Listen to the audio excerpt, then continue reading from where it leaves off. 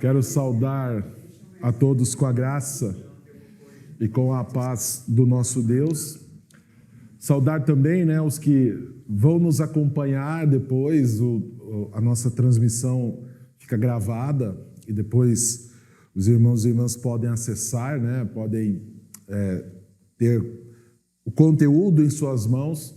Mas nós nos alegramos e celebramos o Senhor aqui nessa noite. Eu quero convidar você a abrir a sua Bíblia, o Salmo de número 18. Salmo de número 18. Nós vamos ler os 3 primeiros versos. Só para você saber, o Salmo 18, ele é o correlato do texto de 2 Samuel que nós estamos estudando na nossa EBD.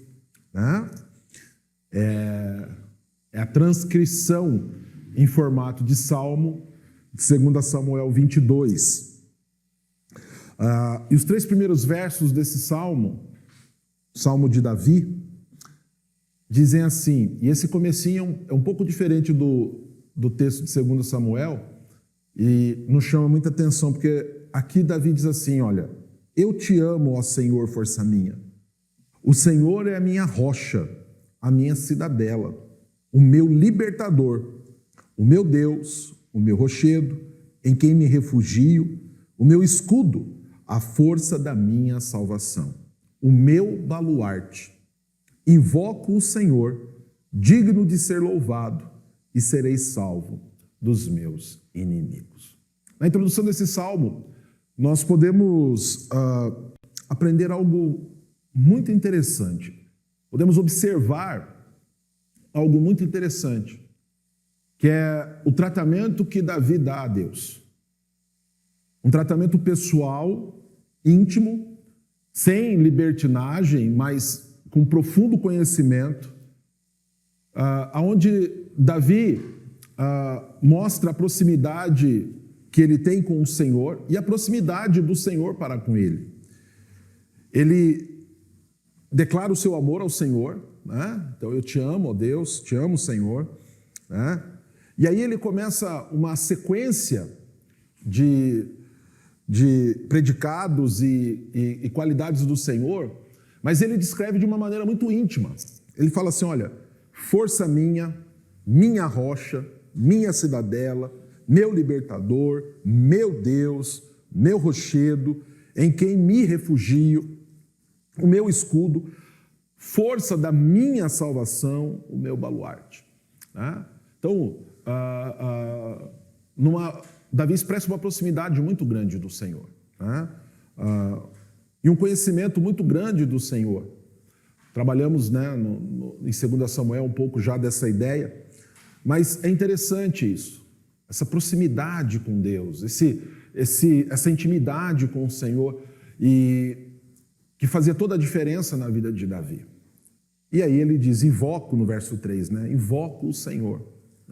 Então, eu clamo ao Senhor, eu busco ao Senhor, eu chamo pelo Senhor, e Ele é digno de ser louvado.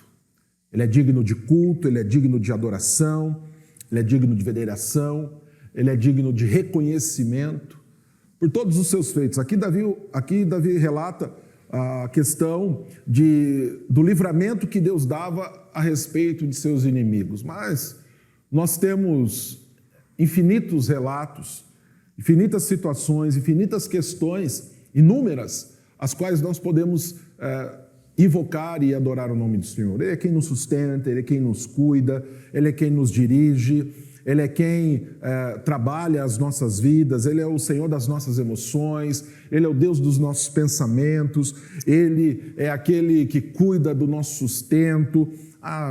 Existem muitas coisas pelas quais nós podemos louvar o Senhor. E essa é uma oportunidade mais do que oportuna, mais do que maravilhosa, de nós invocarmos e louvarmos o nome do Senhor. Por isso eu quero convidar você, quero chamar você a cultuar ao Senhor nesse tempo, a adorá-lo, a bendizê-lo, a mostrar o quanto o Senhor é digno de ser adorado na sua vida, a prioridade que Ele tem na sua vida, ao passo que nós saímos das nossas casas, ao passo que nós dedicamos esse tempo com alegria e adoração ao nome do Senhor. Eu quero pedir que você então baixe sua fronte nesse momento, feche os teus olhos, nós vamos orar ao Senhor, nós vamos nos colocar na presença dEle, nós vamos invocar o nome dEle em oração, para então prestarmos a Ele culto, cantarmos, aprendermos, ouvirmos da meditação e assim sermos edificados nessa quarta-feira gloriosa que o Senhor nos dá. Oremos. Pai Santo, nós te bendizemos e com o nosso coração, ó Pai, buscamos ao Senhor. Nós te invocamos porque sabemos quem Tu és e o sabemos porque o Senhor se revela a nós. No Teu chamado glorioso de salvação para as nossas vidas, o Senhor nos mostra quem Tu és. Não só pelos Teus feitos gloriosos, pelo Teu cuidado pessoal, íntimo, pelo sustento, pela guarda, mas pela Tua presença, ó Pai. O Senhor mostra a nós quem Tu és, revelando a Tua pessoa, revelando o Teu Filho, revelando o Teu doce e Santo Espírito, Pai, e nós podemos receber e sentir o Senhor nas nossas vidas, numa experiência que transpassa as nossas emoções, que transpassa, ó Pai, as nossas sensações, numa certeza santa que temos de que o Senhor nos salvou, nos resgatou, nos regenerou, nos deu vida, ó Pai, nos tirando do império das trevas e nos transportando para o reino do Filho do Teu amor. Nós te louvamos, ó Pai, por tão maravilhosa graça que é derramada sobre nós, pelo presente maravilhoso que recebemos, ó Pai, sem nenhum merecimento. O Senhor nos ama, ó Pai, e demonstra o Teu amor. Fez isso por nós, quando ainda estávamos mortos nos nossos delitos e pecados. Agora, ó Pai, que temos a vida e a temos em abundância, nós queremos expressar a nossa gratidão. Por isso invocamos o Teu nome aqui. Pedimos, faça-se presente, ó Pai, e receba a adoração dos Teus filhos, que humildemente oferecemos a Ti.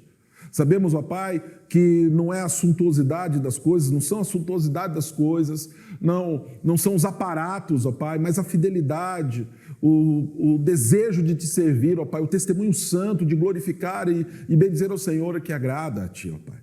Sabemos que o Senhor nos chama a vir Te adorar, e essa obediência que trazemos aqui nessa resposta, ó Pai, quando nos reunimos, é o que agrada ao Senhor. Então, receba essa adoração, receba, ó Pai, o louvor que Teus filhos dedicam a Ti, quando cantamos, quando meditamos, ó Pai, fala aos nossos corações. É a nossa oração, visita-nos também nessa noite, manifesta Teu poder, Tua Shekinah aqui no nosso meio, é o nosso pedido, no nome santo e glorioso de Cristo Jesus, Senhor e Salvador nosso.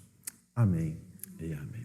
Nos coloquemos em pé, nós vamos louvar, nós vamos meditar, nós vamos glorificar ao nome do nosso Deus. Boa noite aos irmãos e irmãs. Vamos começar entoando o hino A Trabalho Certo. Enquanto o Dani coloca a letra lá, já peço desculpa de antemão pela voz meio fanha. O tempo friozinho não ajuda, mas Deus concede graça e a gente louva mesmo assim, né?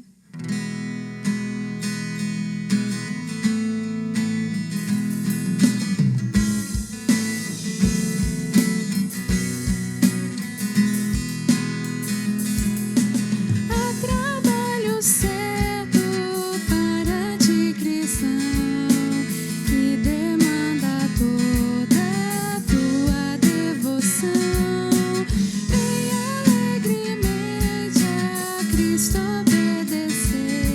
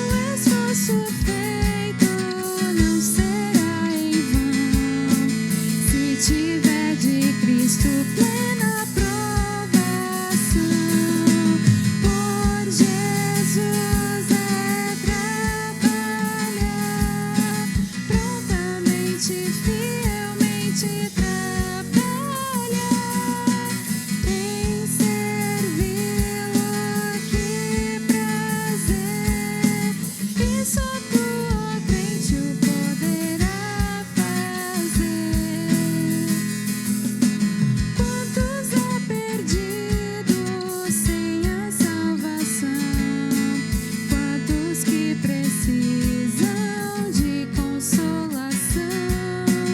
Como Cristo os ama, faz-os entender, pois só tu, ó crente, o poderá fazer. Por Jesus é trabalhar, prontamente, fielmente trabalhar, em servi-lo, que prazer, e só tu, ó crente, o poderá fazer.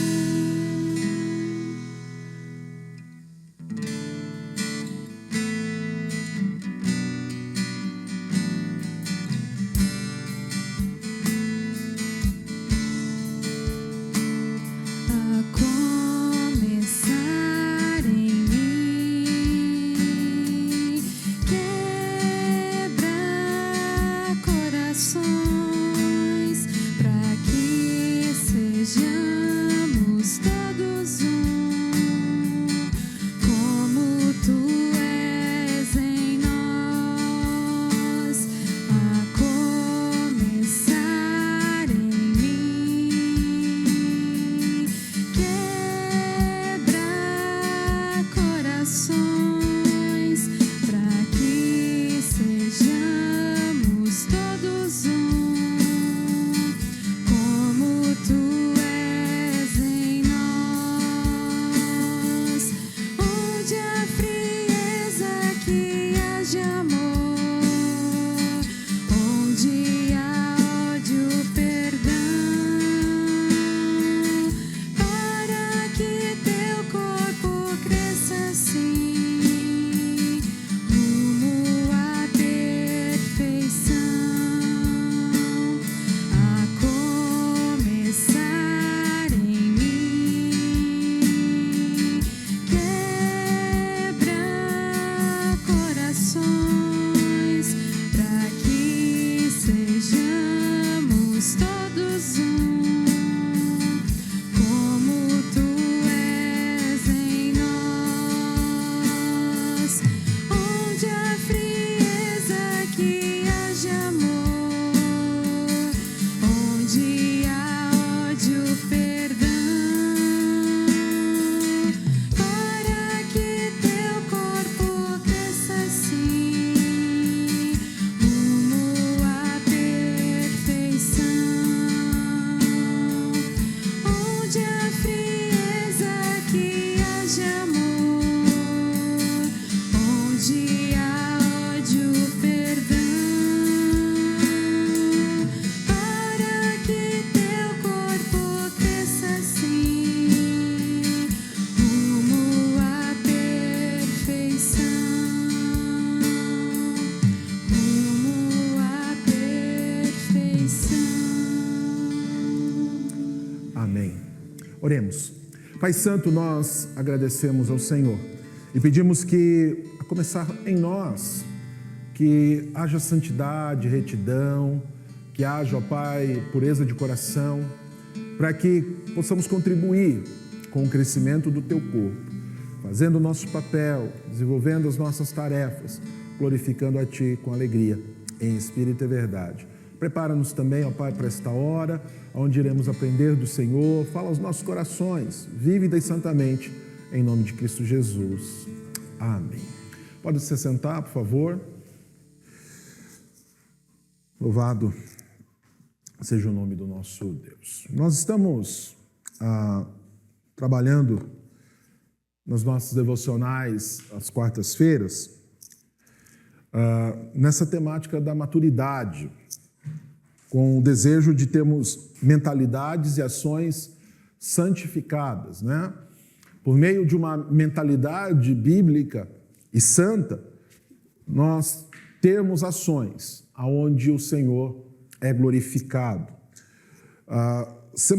Nas 2 últimas semanas, então já faz 2 semanas que nós estamos trabalhando esse tema, né? Eu pontuei um pouco sobre o que é maturidade e também a respeito de como ela se dá na vida do crente. Tá? a maturidade que se desenvolve por meio de uma espiritualidade forte, de uma vida de santidade, de busca na presença do Senhor, né? E assim nós podemos desenvolver não uma maturidade à luz do que o mundo diz ser maturidade, do que o mundo pontua ser maturidade, do que os pensamentos que são comuns e que vêm do mundo ditem o que é maturidade para nós, né? O mundo tem um conceito de maturidade, tá? A sociedade onde nós vivemos, ela tem um conceito de maturidade. A filosofia tem um conceito de maturidade, a sociologia tem um conceito de maturidade, as ciências sociais, né, em seu conjunto ali, em sua interdisciplinaridade, né, na sua interrelação, elas vão definir o que é maturidade, tá? E esse conceito de maturidade que o mundo tem pode até parecer agradável a nós, mas não é o que o Senhor tem para as nossas vidas. O mundo prega que você tenha dentro dele todo tipo de experiência, que você caminhe dentro das ordens mundanas, para que você então tenha maturidade. Então, para o mundo, as experiências que ele oferece serão os meios pelos quais você vai obter a maturidade. Mas quando nós olhamos nas Escrituras, não é assim.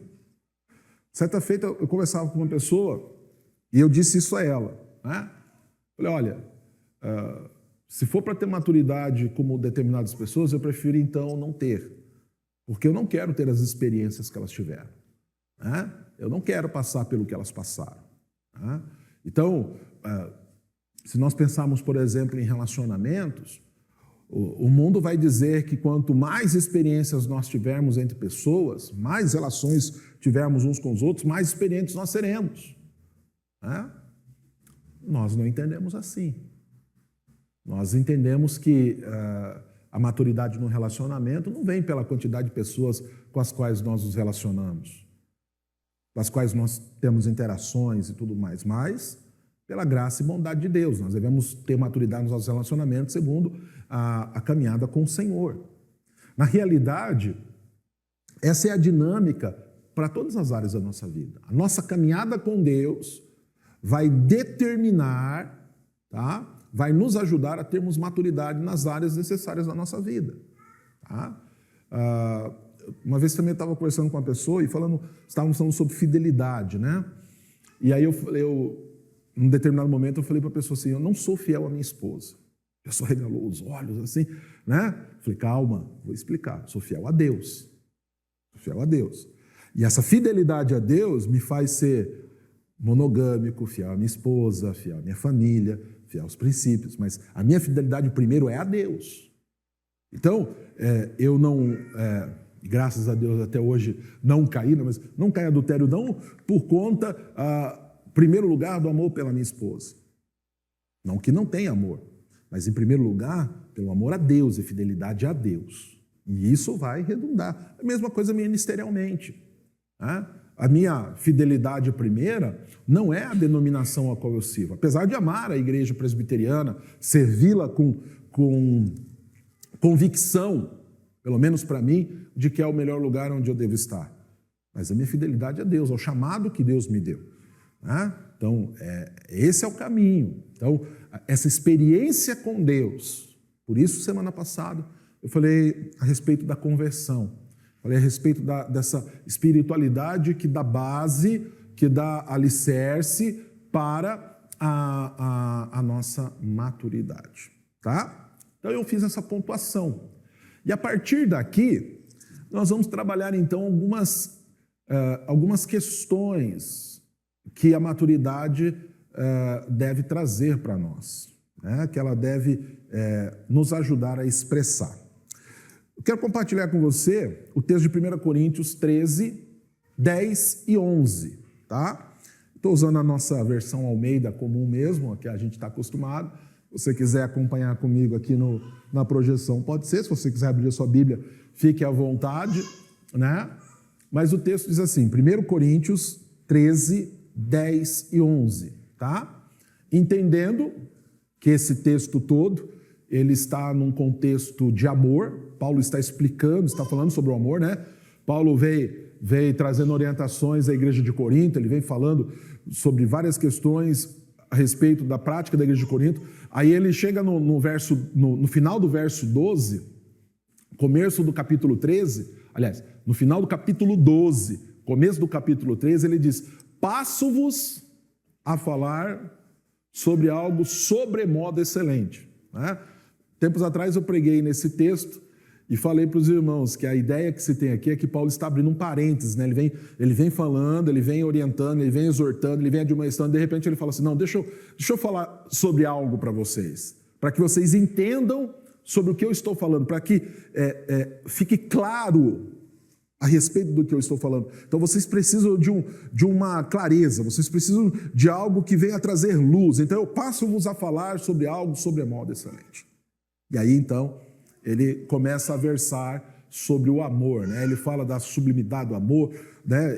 Inclusive, a ideia que eu tenho quando Paulo começa o capítulo 3 de Coríntios, é que Paulo está sendo arrebatado ali, né? Porque ele fala assim: ainda que eu falasse a língua dos homens e dos anjos. Então, parece que Paulo ele adentra num lugar especial, numa atmosfera especial, num tempo especial, né? E aí ele começa a discorrer sobre o amor. Acaba o capítulo 3, ele volta nas exortações, nos puxões de orelha, nas orientações que ele tem feito. Mas ele fala: olha, tem que ter amor, tem que ter amor. E dentro dessa ideia, ele diz assim: olha, quando, porém, no verso 10, vier o que é perfeito, então o que é em parte será aniquilado.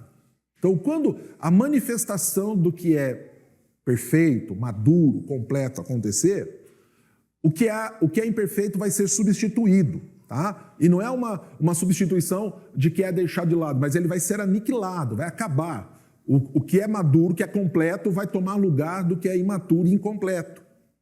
E aí ele fala assim: quando eu era menino, falava como menino, sentia como menino, pensava como menino, tá?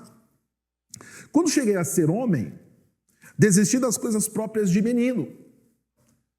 Na nossa Almeida está assim, mas a ideia de desistir aqui é assim: eu coloquei de lado, eu deixei para lá aquilo que era próprio de menino. Então, quando eu amadureci, ou quando a maturidade chegou, e ela suplantou a imaturidade, tá? As coisas que eram próprias da imaturidade devem ser deixadas de lado. E ele fala, então, por meio de uma metáfora, de uma história, né? Ele ilustra por meio de uma história, breve história, e a perspicácia, a inteligência de Paulo é maravilhosa. Poucas palavras ele consegue trazer toda uma ideia. Então ele fala: olha, é mais ou menos assim. Quando eu era imaturo, né? Então ele está falando de si, mas pode ser qualquer um de nós. Então, na imaturidade, na meninice, se fala como menino, se sente como menino, se pensa como menino.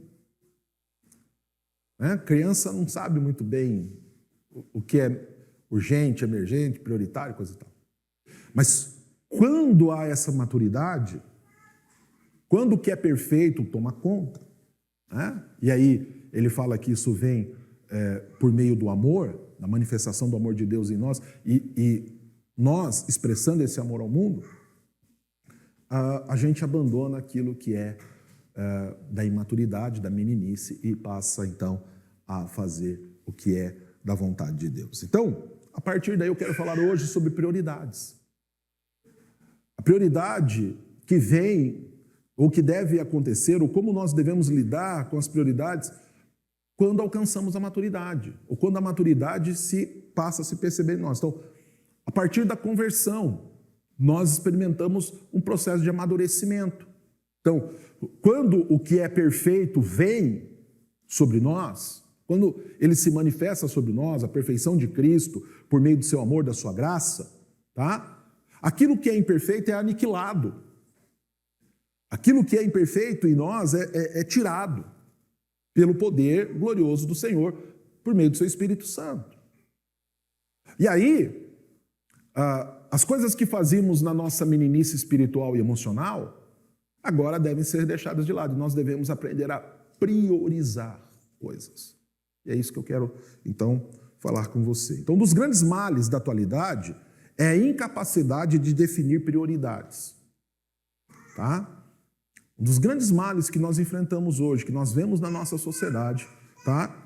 É a incapacidade de definir prioridades. Por exemplo, nós podemos observar no nosso governo. Os nossos governantes, eles não conseguem estipular o que é prioritário. Então, eles colocam lá o que eles querem, o que eles entendem que é bom para eles, e o povo que, sei lá, só que o governo, né, numa democracia, o governo governa para o povo. Então, o povo deveria ser prioridade, mas nós não temos visto isso. Então, esse é só um exemplo, tá? As pessoas não conseguem discernir o que é mais importante, o que deve vir antes ou o que deve ser feito primeiro. Então, isso aqui é uma constatação que qualquer um de nós pode fazer.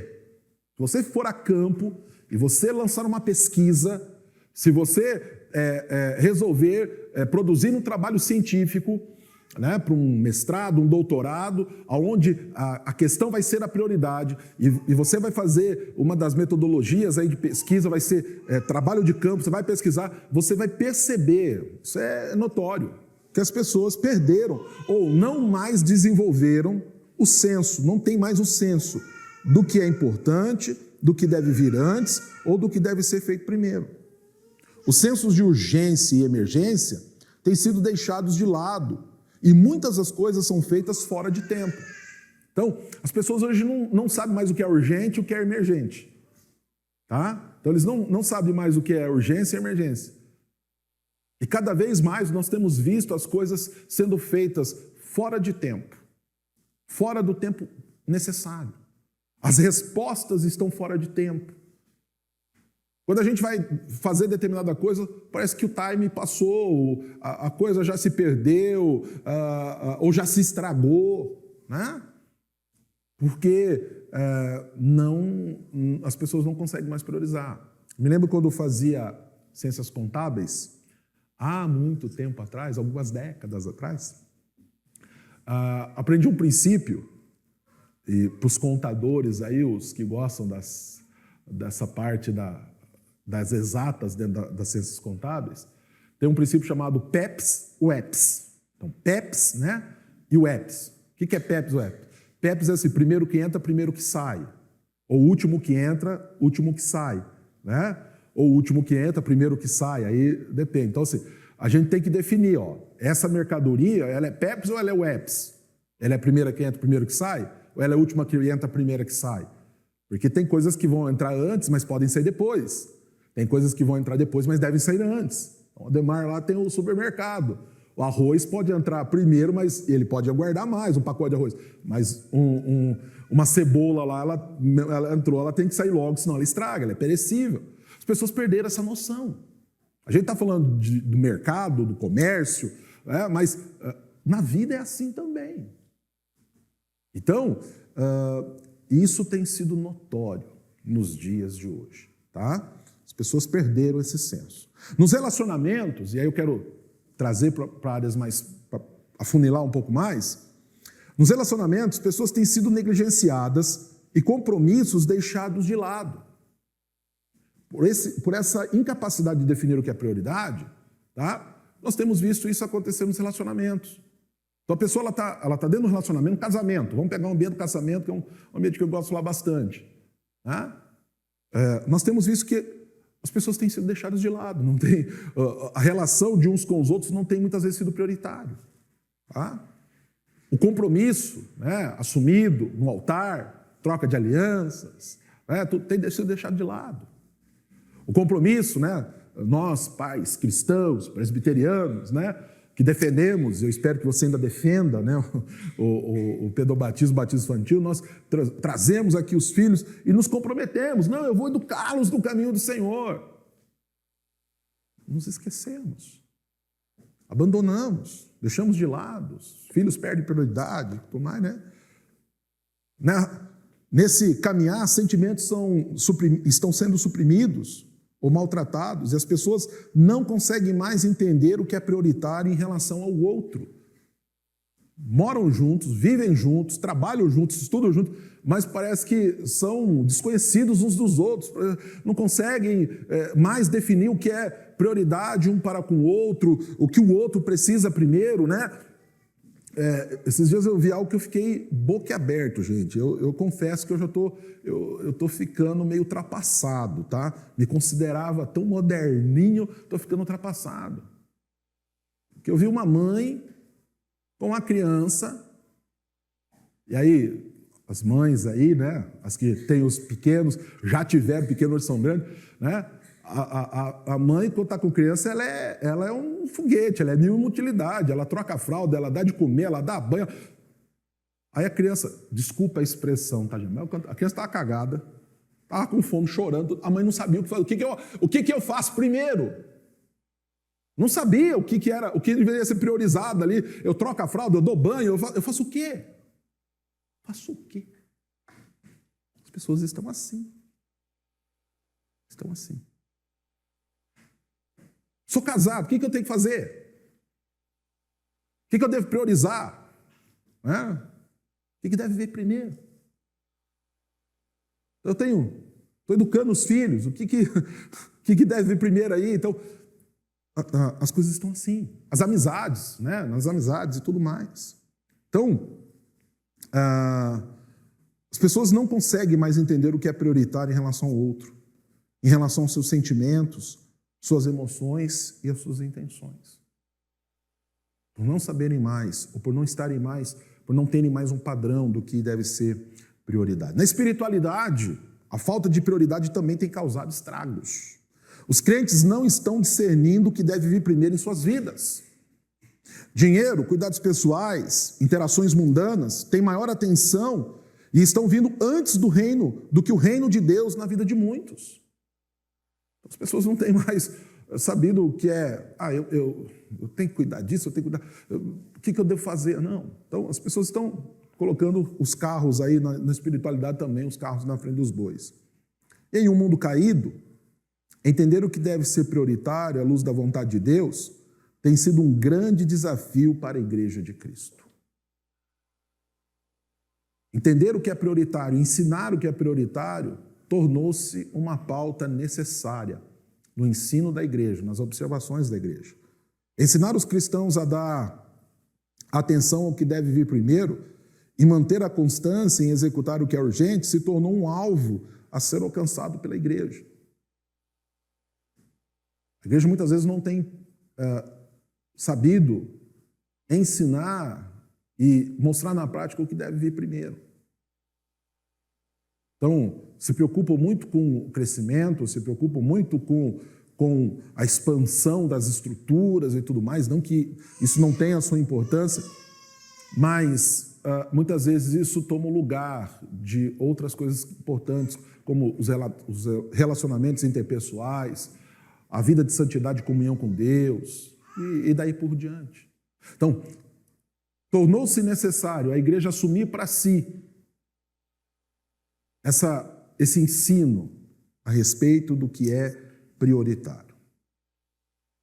Porque uma capacidade que a maturidade dá às pessoas é o de definir e entender o que é prioritário. Então, quando nós amadurecemos espiritualmente, quando nós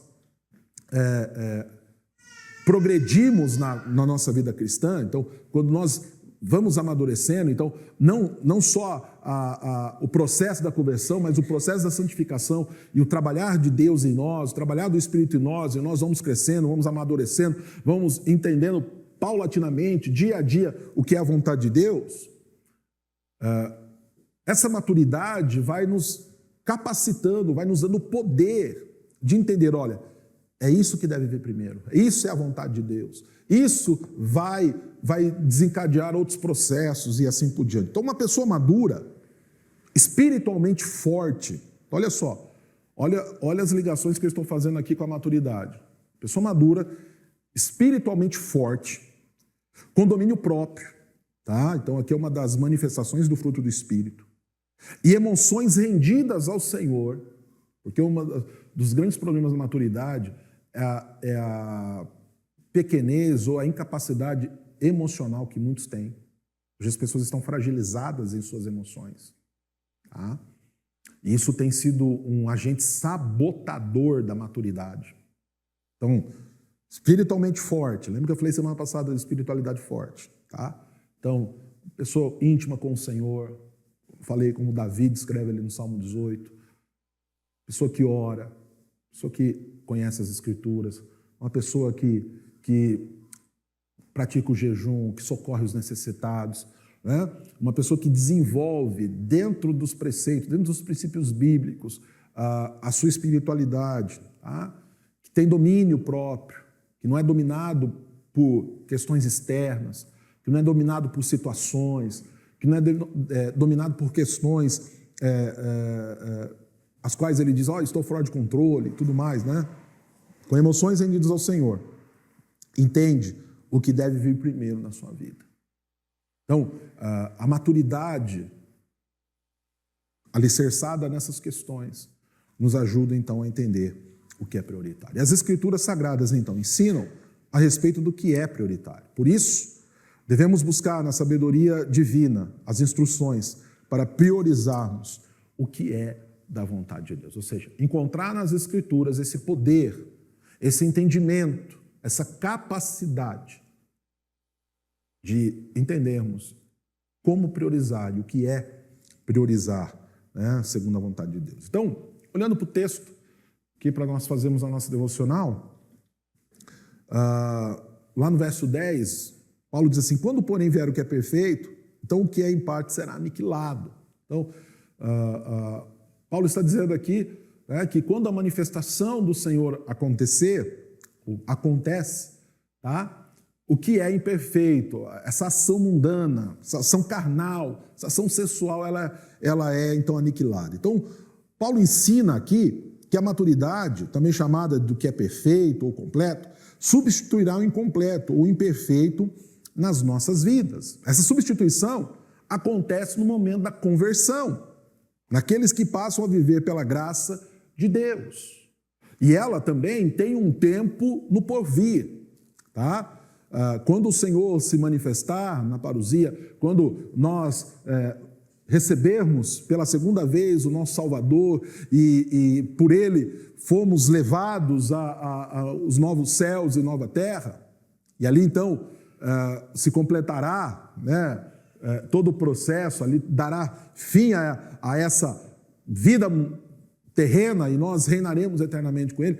Ali também nós veremos o completar de Deus. Então, dentro desse tempo eterno do Senhor, nós experimentamos na nossa conversão e experimentaremos pela graça no dia da vinda do nosso Deus, né? Então, essa substituição acontece aqui, eu quero trabalhar nesse momento da conversão, naqueles que passam a viver pela graça de Deus. Todo convertido deve priorizar a vontade de Deus no seu dia a dia, agindo de maneira santa e justa no Senhor, sem nenhum egoísmo. Então, quando a manifestação do Senhor se dá em nós, e nós passamos pelo processo da conversão, tá? Uma das coisas que nós devemos fazer é priorizar a vontade de Deus. Quando? No dia a dia. Na manifestação diária da vida. Onde já não mais existe a nossa vontade, onde já não é mais um processo hedonista, tá? Não é um processo egoísta, mas é um processo para a honra, glória e louvor do Senhor. Nas Escrituras nós aprendemos a amar e sermos amados. Aprendemos a priorizar o que glorifica a Deus e abençoa o próximo em amor. Então, entendemos a temperar a vida com graça e gentileza e a vivermos em harmonia com a vontade de Deus. Então, quando eu passo por esse processo da conversão, algo que eu vou entender é que o Senhor vem em primeiro lugar na minha vida. Então, eu amo ao meu Deus acima de todas as coisas. E eu entendo que eu devo manifestar amor pelo próximo. Então, eu amo o meu irmão, eu amo minha irmã, eu amo o meu próximo como a mim mesmo. Então, isso passa a ser prioritário. Eu tenho que priorizar a manifestação disso. De ações onde eu expresso amor a Deus, de ações onde eu expresso amor pelos outros. Então, obedecer à vontade de Deus se torna prioritário na minha vida. Então não podemos mais dar desculpas negligenciando o que deve vir em primeiro lugar em nossas vidas. A vontade de Deus vem em primeiro lugar. Não podemos ser relapsos com o que Deus manda ser prioritário. Então ele fala, olha, eu quero que você me ame acima de todas as coisas, eu não posso ser relapso nisso.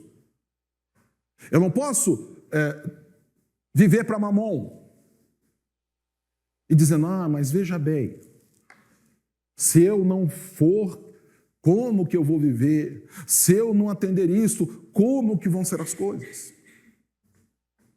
Não. Eu devo obedecer aquilo que o Senhor me manda. Eu devo viver em amor com os meus irmãos. Devo viver em amor com a minha família. Devo viver em amor com a comunidade onde Deus me colocou. Esse é o desejo dele. E para isso nós temos a sabedoria do Espírito Santo, para que possamos, e assim nós devemos agir corretamente. Então, a vontade de Deus, o amor a Deus, por meio de práticas, por meio de ações, se torna prioritário. Então, devemos ser corretos em nossa vida com Deus. E ao tempo que dedicamos a Ele. O tempo que nós dedicamos ao serviço a Ele. E eu não estou dizendo só o que acontece na igreja, na instituição Igreja Presbiteriana de Toledo. O tempo que nós dedicamos a Ele no nosso dia a dia, nas nossas devocionais, nas nossas orações, meditações. O tempo que nós dedicamos a Ele falando dEle às pessoas, apontando as pessoas para Ele. Então, às vezes, a pessoa chega com alguma situação, a primeira coisa, procura um profissional.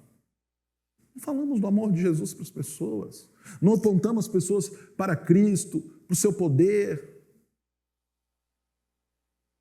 Não entendemos que a oração ela é terapêutica, o aconselhamento é terapêutico, o ensino das Escrituras é terapêutico.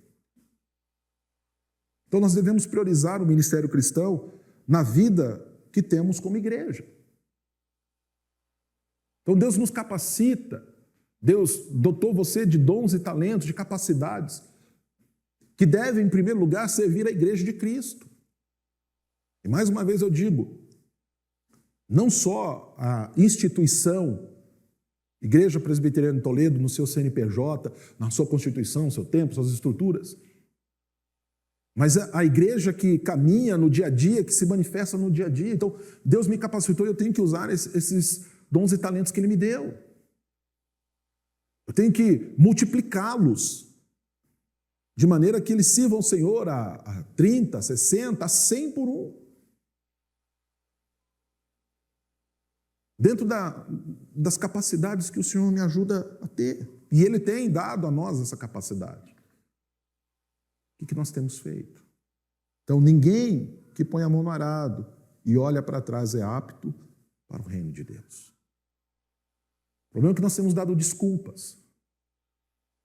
O Senhor tem nos chamado, o Senhor tem nos capacitado a servi-lo na igreja, na instituição, no mundo, e nós ficamos dizendo, eu não posso. Eu tenho que cuidar disso, eu tenho que cuidar daquilo, eu tenho meu emprego, eu tenho isso, eu tenho aquilo outro. Eu não estou dizendo que você não deve trabalhar, não estou dizendo que você não... Não é isso. Mas você já percebeu que essas coisas têm vindo primeiro na vida de muitos?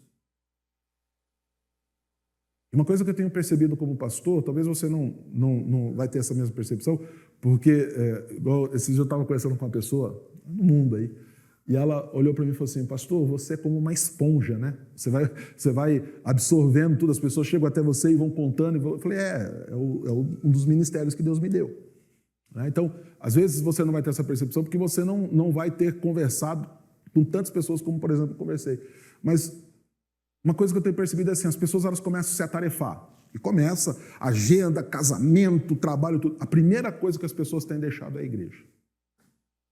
Então eu preciso descansar. O que eu faço? Eu não trabalho mais na igreja. Eu preciso descansar. Eu não sirvo na igreja. Mas você poderia deixar aquele jantar. Não, o jantar é bom, eu vou. Reunião, se eu não for na reunião, eu perco o emprego. Não, mas se eu não for, eu não tenho aumento. E daí por diante. E muitas vezes nós achamos que não, mas nós temos tido uma mente pagã, que não tem nos deixado priorizar as coisas. Um outro exemplo. Nós temos tido dificuldades numa igreja onde o sacerdócio é masculino, de homens que se disponham a servir ao Senhor. Encontrarmos homens que se disponham, que falam, eu quero ir. Está difícil. A igreja presbiteriana está à beira de abrir as portas para o pastorado feminino, para o presbiterato, para o diaconato. E quando abrir, gente, já era, as mulheres vão tomar conta de verdade. Isso aconteceu na IPI. Uma vez eu estava conversando com um presbítero na IPI, e ele falou assim, olha, nós éramos em 16 presbíteros.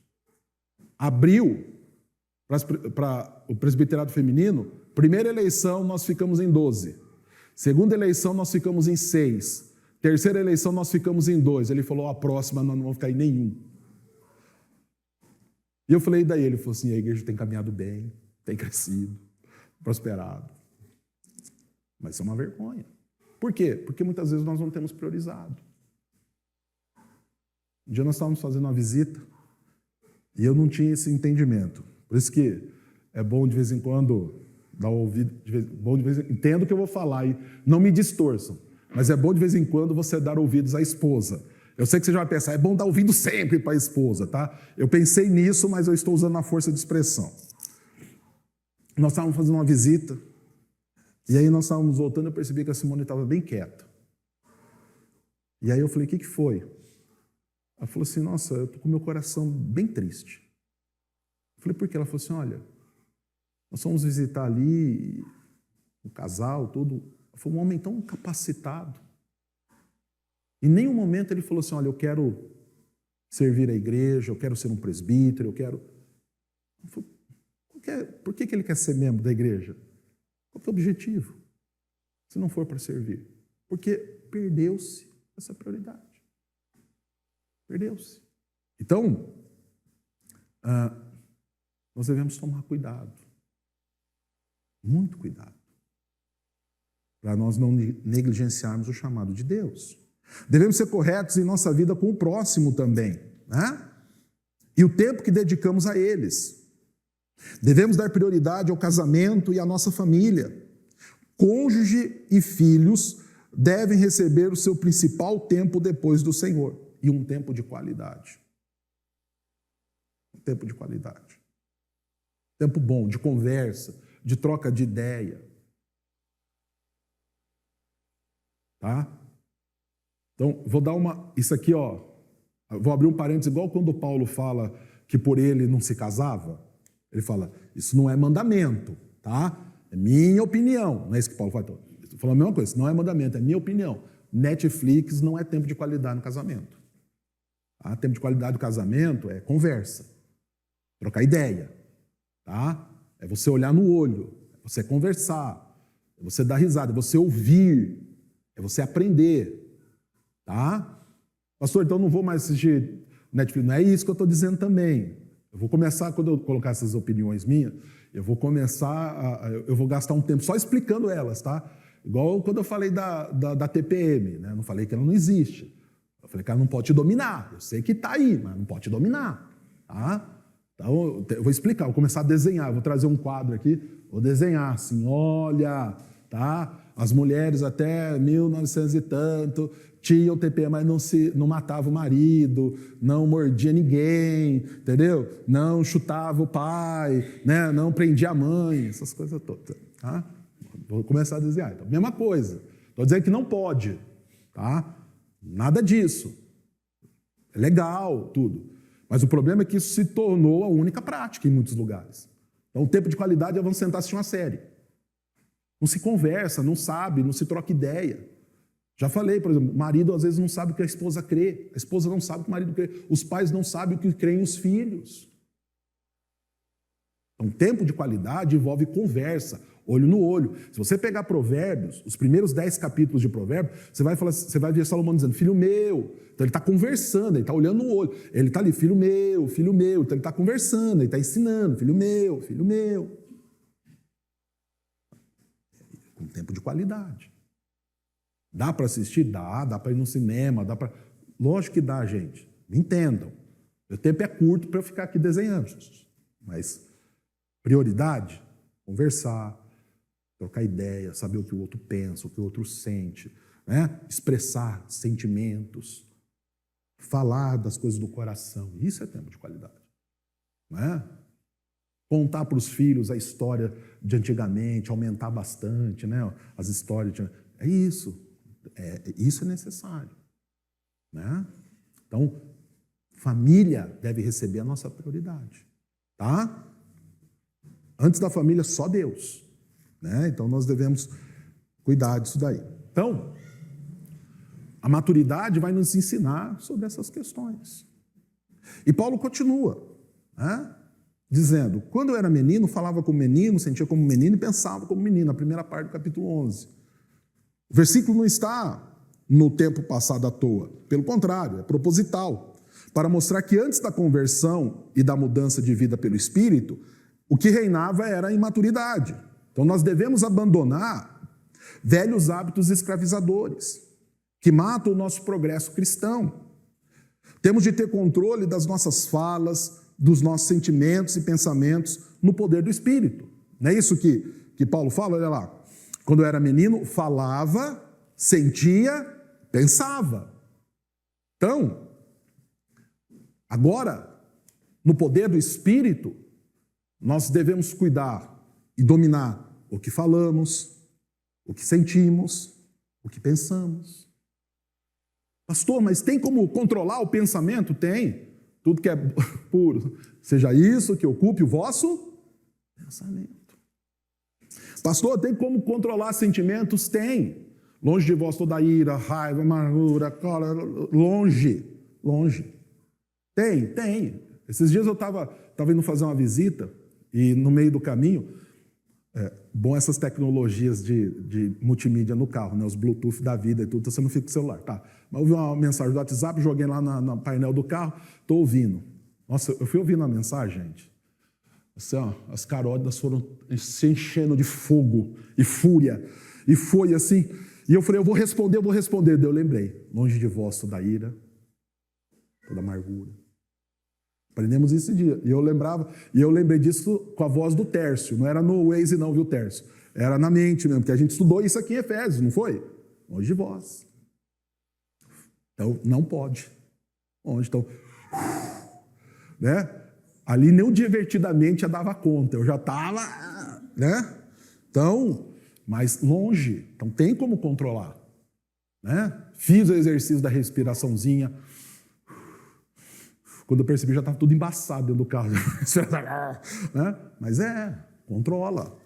A fala, na hora eu já pensei, eu vou falar isso, eu vou falar aquilo.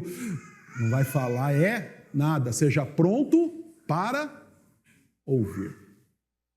Então, a maturidade nos dá esse poder, esse domínio. Então, ela deve reinar. Por quê? Porque ela vem no poder do Espírito Santo. Por isso que eu falei semana passada de conversão e espiritualidade forte.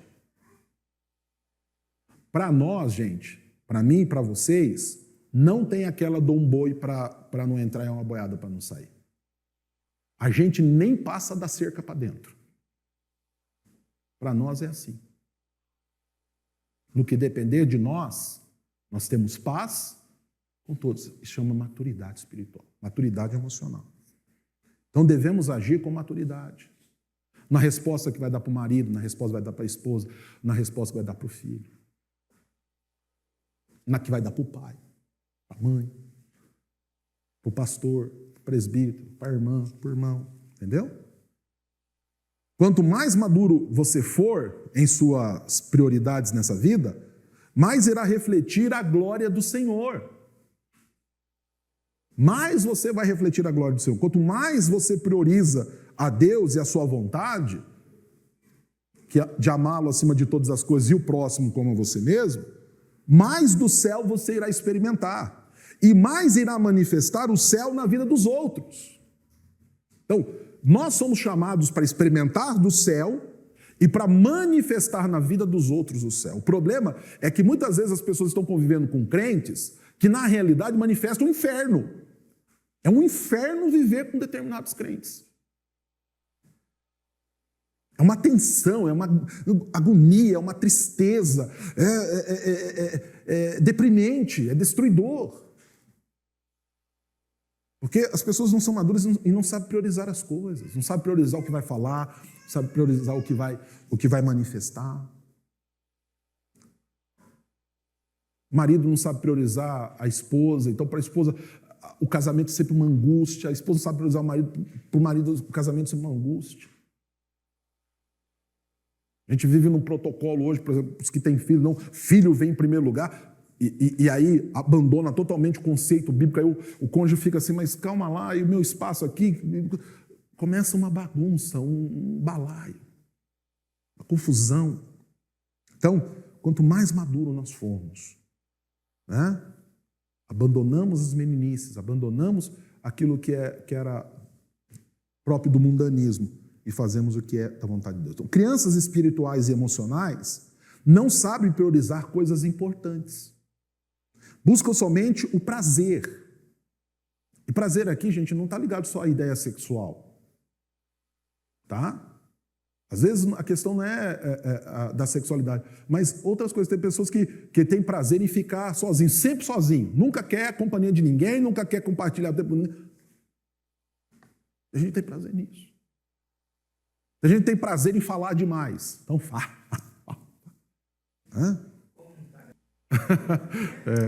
Fica só, né? Então por quê? As pessoas elas estão buscando o que dá prazer. Apesar que isso não é de hoje. Não é de hoje. Davi procurou o que dava prazer. Não foi no zap, foi na janela. Foi observar. Então, isso é o que acompanha a humanidade caída. Né? Então, o problema dessa busca pelo prazer, daquilo que nos satisfaz. Tiago vai dizer de uma sabedoria que ela é mundana, que ela é carnal e que ela é demoníaca. Esse carnal, tá? Que é animal em algumas traduções, tá?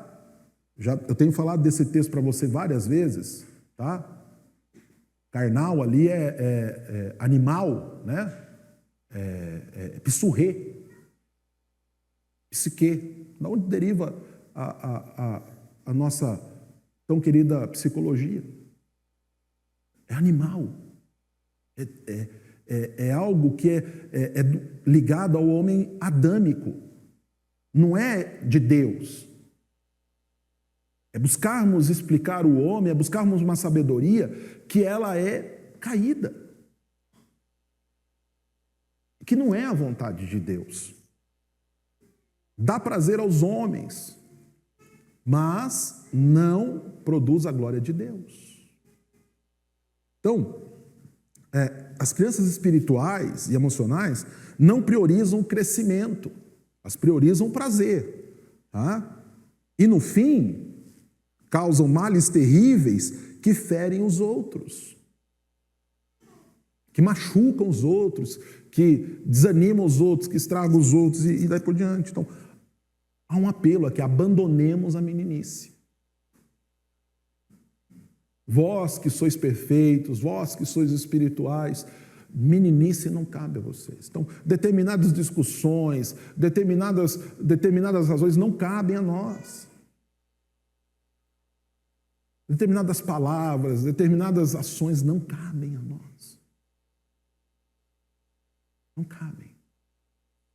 Então, o descontrole, por exemplo, por isso que eu falo mais uma vez, não tem como eu negar a biologia, não tem como eu negar o que acontece, mas a palavra de Deus, ela não fala de hormônios e condutores emocionais, ela fala de sabedoria. A mulher sábia é dificular, mas a louca, a que se deixa tomar por todos os seus hormônios e todas as suas vontades, essa com as suas próprias mãos destrói o seu lar. Destrói. De uma maneira terrível. Terrível. Sabe algo que é muito triste? Vou descrever algo bem triste para você, e eu tenho presenciado isso ultimamente de uma maneira muito grande. É muito triste você ver um homem sentado na tua frente, desesperado de choro, por estar fazendo de tudo para buscar edificar a casa e tudo, mas ele fala, eu não sei mais o que fazer, e eu tenho que dizer, mas isso não é teu papel. Deus não deu isso a você. Meu casamento está acabando, pastor, minha vida está acabando. Vamos desesperar, o que eu faço? Não tem, porque isso não foi dado a ele. É a mulher sábia que edifica o lar. O casamento está ruindo por conta da tolice da esposa. Faz exegese, pega o texto, você rasga a Bíblia, cola, faz o que você quiser, o que está escrito ali. E o homem é o sacerdote do lar. Ele com coragem e graça apresenta a família diante de Deus, traz correção, imprime caráter. Mas não tem sido mais priorizado isso. O que se prioriza hoje são as próprias vontades, animais, carnais, demoníacas, fruto de meninice. Aí as pessoas pensam, falam e sentem como meninos. Pessoas são dominadas pelos seus sentimentos. Mas criança, ela não sabe o que ela sente direito. Ao mesmo tempo que ela está com raiva, ela está perdoando, ela está gritando, ela está chorando, ela está rindo. Ela está pedindo comida, você vai dar comida, ela já saiu serelepe para brincar. Ela não sabe. Ela não sabe priorizar. Porque ela não tem maturidade. E tem muita gente, muito crente vivendo assim. Mas Paulo diz, quando eu cheguei a ser homem, e esse cheguei não é pela capacidade pessoal, é pelo agir do Espírito Santo na vida dele, na minha vida e na sua vida. Desisti, deixei de lado, abandonei, coloquei lá no caixote, joguei fora as coisas próprias de menino.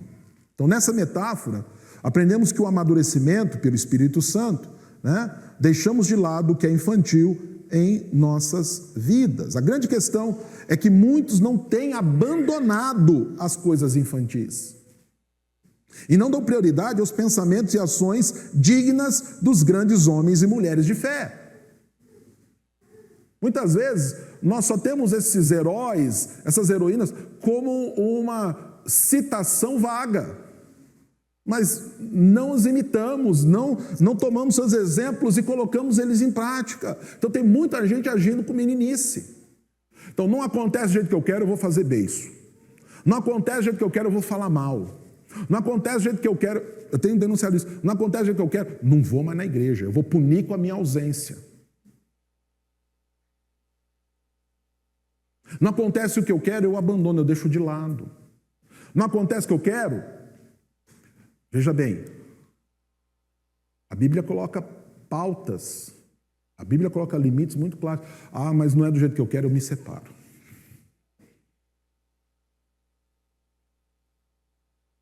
Sabe o que é triste? Vou trazer um relato para você. Homens que sentam diante de mim e dizem, pastor, se eu falo eu estou errado, se eu não falo eu estou errado. Se eu arrumo, estou errado, se eu estrago, eu estou errado. Se eu trago para dentro de casa, está ruim, se eu tiro de dentro de casa, está ruim. Porque nada está bom. É triste ver mulheres falando, pastor, se eu arrumo, não está bom para o marido. Se eu cozinho, não está bom. Se eu não cozinho, não está bom. Se eu lavo, não está bom. Se eu passo, não está bom. Se eu não passo, não está bom. Por quê? Porque as pessoas elas não têm mais um contentamento dentro de si. Elas são infantis. A criança ela nunca está contente, já percebeu? Ela nunca está contente. Você dá um carrinho, ela quer outro. Você dá uma comida, ela quer outra. Eu quero sorvete de chocolate, você dá o chocolate, eu quero de baunilha. Você dá o de baunilha, eu quero de morango. Daqui a pouco você está enfiando um sorvete de goela abaixo. Toma tudo então. Lógico que a gente não faz isso, né? É só em pensamento. Tem gente assim. Marido faz a barba, não está bom, deixa a barba, não está bom, ele corta o cabelo, não está bom, deixa o cabelo crescer, não está bom. As pessoas estão agindo segundo seus sentimentos. E os seus sentimentos são muitas vezes infantis. coração do homem é enganoso. Nós não temos, muitas vezes, percebido nas pessoas um amadurecimento. Saber lidar com as frustrações, saber lidar com as situações difíceis, saber lidar com as decepções, permanecer firme, forte. Olha, vontade de desistir dá, mas eu não posso. Eu não posso. Ou você que é casado, casada, e nunca na sua vida pensou em... Hoje eu estava lá conversando com a Simone, esses dias têm sido difíceis, gente. Ela falou, o que você está pensando? Eu falei assim, eu estou pensando que se eu abrir o portão, eu não volto mais. Não pode abrir o portão. Se eu abrir, olha, se eu sair, eu não volto mais. Não tem essa história, não é a mulher que fala isso? Dá vontade de abrir o portão, sair sem rumo. Né? Eu falei, se eu abrir o portão, eu não volto mais. Quem nunca pensou em sã consciência, gente? Ou só eu que estou, né? Mas a gente não pode. E não vai. Pode falar, Terça. Da sua pregação do Geazi, acho que aquela revelação que ele teve dos carros, houve e tal, foi antes da época, né? Então, você vê alguém que deveria ter amadurecido, né? Foi lá pedir ouro, prata. Exatamente. Porque se deixou dominar pelas suas vontades. Então, aí eu poderia ter uma maturidade espiritual, né? Porque eu vi que Deus é que supre tudo, né? Supriu até a falta de saúde, né? Sim. Exatamente. Porque se deixa levar pelas vontades carnais, né? Então, usa a pessoa, se satisfaz nas pessoas, não abençoa, não cuida, né? Então, isso acontece por falta de conversão e falta de amor a Cristo, gente. O texto de 1 Coríntios 13 é escrito para ensinar sobre o amor que é agora, né? Ou que é algo sobremodo excelente. Esse verdadeiro, santo e puro amor deve ser manifesto por nós e sentido por nós, tá? Devemos amar porque fomos muito amados. Então, nós devemos expressar amor porque fomos amados. Então, expressamos amor ardoroso e verdadeiro a Cristo quando priorizamos a sua vontade. A vontade de Cristo é que amemos sua noiva, que é a igreja, e amemos os perdidos, obedecendo a ordem de anunciar o evangelho ao mundo. Então, algo que eu devo fazer na minha maturidade é obedecer a Deus. E como que eu obedeço a Deus?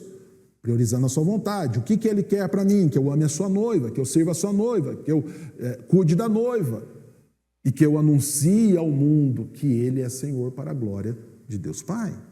Tá? Então, nós devemos viver dessa maneira. Não passou aqui.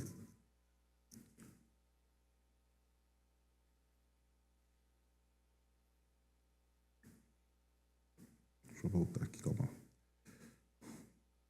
lá. Então, expressamos amor ao Senhor quando nós priorizamos a sua lei em nossos corações, colocando em prática tudo aquilo que nos foi ordenado. Tudo que nos foi ordenado. Quando Deus chama Josué, o que Ele pede a Josué? O que Ele ordena a Josué? Obedeça. Só isso. Os teus inimigos já estão derrotados, a terra já te foi dada, eu só quero que você me obedeça. E que você vá lá e ensine o povo a guardar, que você não deixe que o povo se desvie, que você não se desvie. Então, na Santa Lei está a ordem de amarmos uns aos outros, dando prioridade ao nosso próximo. Na Santa Lei está a ordem de amarmos a Deus, dando prioridade à sua vontade, servindo ao Senhor com as nossas vidas. Então, para a gente terminar, o cristão maduro buscará priorizar a vontade do Senhor em obediência, sem desculpas e com renúncias. Tá? Então, uma das questões da maturidade é que nós aprendemos a renunciar, a abrir mão. Abrir mão da nossa própria vontade, abrir mão da nossa razão, abrir mão da nossa justiça. A justiça do homem não produz a justiça de Deus. A ira do homem não produz a justiça de Deus. Então, nós devemos aprender a renunciar. Homens e mulheres casados devem aprender a renunciar. Pais e mães devem aprender a renunciar. Filhos devem aprender a renunciar. Líderes da igreja devem aprender a renunciar. Para não errar mais, devemos reorganizar as nossas vidas. abandonar hábitos escravizadores, priorizar a intimidade com Deus e o amar na prática diária a Igreja de Cristo. Então, isso deve fazer parte da nossa vida. Então, priorizando o que Deus tem para nós, colocando em prática a vontade dele nas nossas vidas e assim glorificando e exaltando o seu nome. Não é fácil, porque há todo um protocolo mundano contra isso, mas não é impossível, porque nós temos a agir por nós, a agir em nós, o Espírito Santo de Deus. E nessa força, nós somos mais do que vencedores. Então, que maduros, priorizemos a vontade do Senhor e que glorifiquemos a Ele com alegria, em espírito e verdade. Amém? Deixa eu dar rapidamente os avisos. Sexta-feira nós temos culto de oração, então vem estar conosco. Sábado os adolescentes vão para o Ubiratã, ore por eles. Nós estaremos lá no intercâmbio com os adolescentes e jovens de Ubiratã. Os jovens vão ter encontro nos lares, vai ser na casa da Cíntia, tá? Domingo pela manhã teremos o nosso EBD e domingo à noite o nosso culto. Lembrando que domingo agora é o primeiro domingo do mês, temos Santa Ceia, você traz o quilo do amor e nós vamos ter também recepção de novos membros, tá? Por meio do batismo, profissão de fé e transferência, tá bom? Então vai ser um tempo precioso do Senhor para as nossas vidas. Vamos aproveitar, vamos exaltar o nome dele. Fora isso, tem mais algum aviso? Todos foram dados? Vamos colocar em pé, gente, nós vamos orar. Estamos encerrando essa noite com alegria nos nossos corações. Oremos. Pai Santo, mais uma vez nós invocamos o Teu nome e agradecemos o privilégio de podermos aprender contigo. Que levemos conosco o ensino que aqui foi trazido, que saibamos priorizar, que saibamos discernir o que deve vir primeiro, o que deve ser correto e que andemos segundo a Tua vontade e graça. Ajuda-nos, ó Pai, fortalece-nos na fé, na esperança e no amor. E que carregamos conosco o Teu amor e manifestemos ao mundo o amor do Senhor, te bendizendo e te exaltando. Nossa adoração ao Teu nome, que é santo e justo. Cuida de nós, leva-nos na Tua paz. É o que nós pedimos em nome de Jesus. Amém. E que a graça do bondoso, santo e eterno Deus, o amor de Cristo Jesus, nosso Senhor e Salvador, e o consolo, a presença, a comunhão do Espírito se manifeste em nós e sobre nós para todo o sempre. Amém. Amados, um grande forte abraço. Dê um abraço no teu irmão, que Deus te abençoe. Um bom restante de semana, em nome de Cristo Jesus.